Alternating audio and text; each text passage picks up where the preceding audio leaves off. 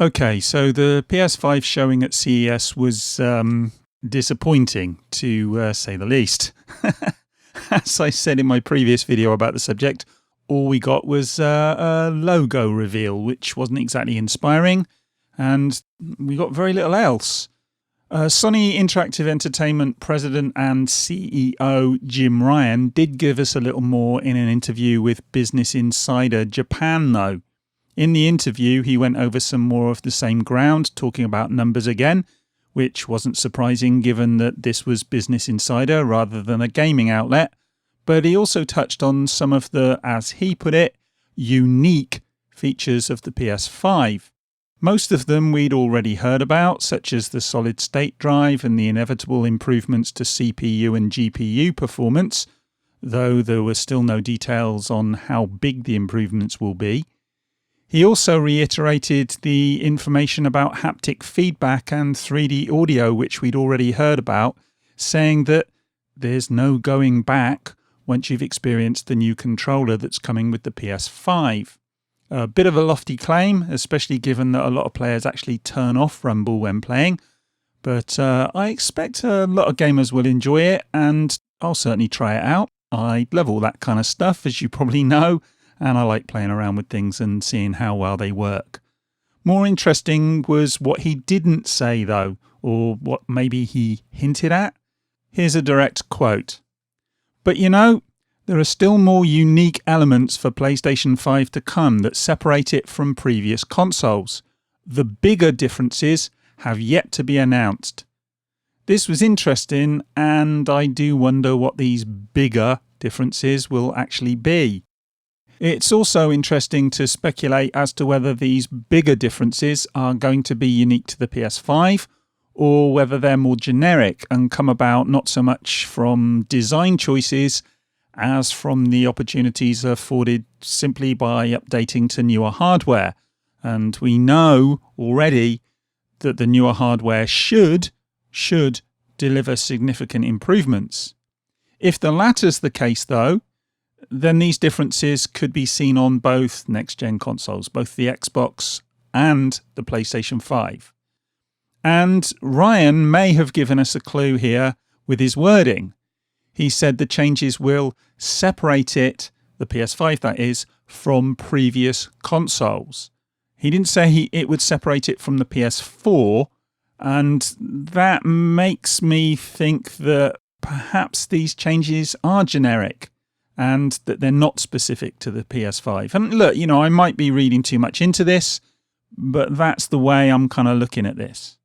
Nevertheless, I do think that Sony will want something to mark the PlayStation 5 out as unique from the Xbox Series X. Of course they will.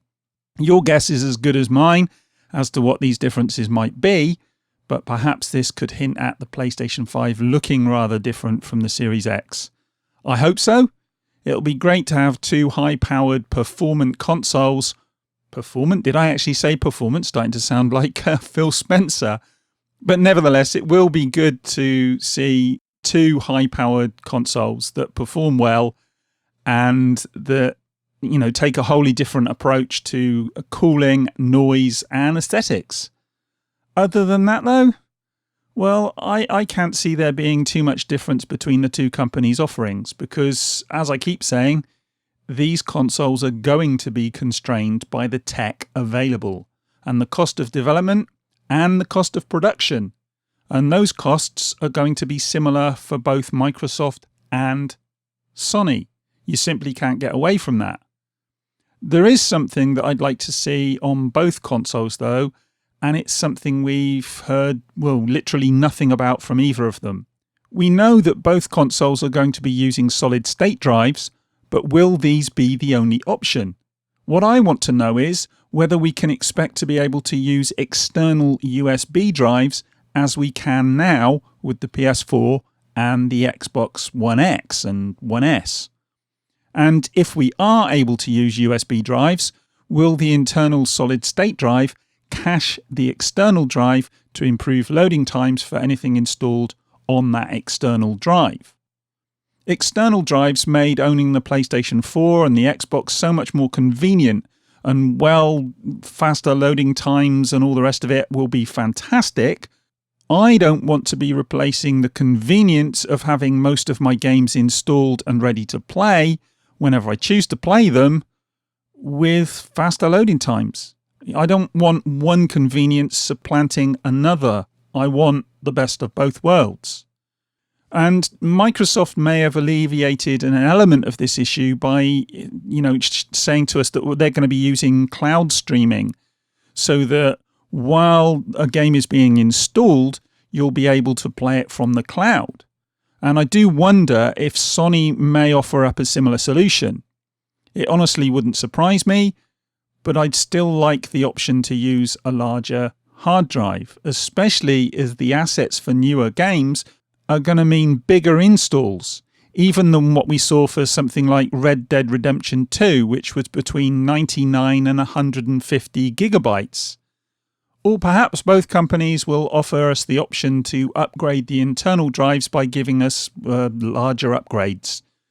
That could be a good solution, but it could also be expensive given that they're both talking about using proprietary tech. If they are using proprietary tech and the hardware has to be bought from either Sony or Microsoft rather than from third parties, we could end up seeing a similar situation to what we saw with the PlayStation Vita, with Sony charging exorbitant amounts for proprietary storage. And that won't be a step forward as far as I'm concerned. Personally, I'd take longer loading times over that improvement, because it wouldn't be an improvement if you're having to pay through the nose for proprietary drives. And look, all this is going to come out as we move through the year, so we'll just have to wait and see.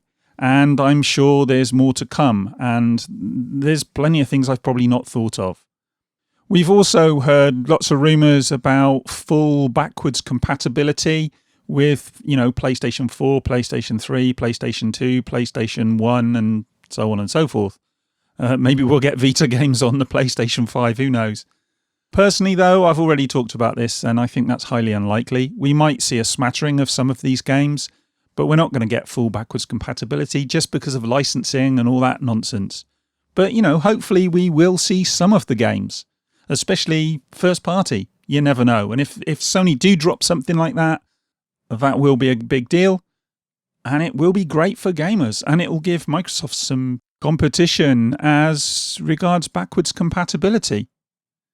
I don't know, though. Are we really going to be seeing more in terms of groundbreaking changes with the next consoles, and the PlayStation 5 in particular? Or do you think that Jim Ryan is blowing smoke up our asses? It certainly wouldn't be the first time that an exec at a gaming company tried to pull the wool over our eyes. Let's put it that way.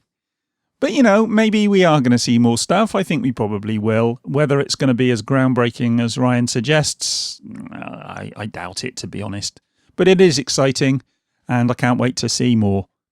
So, yeah, anyway, let me know what you think about this in the comments.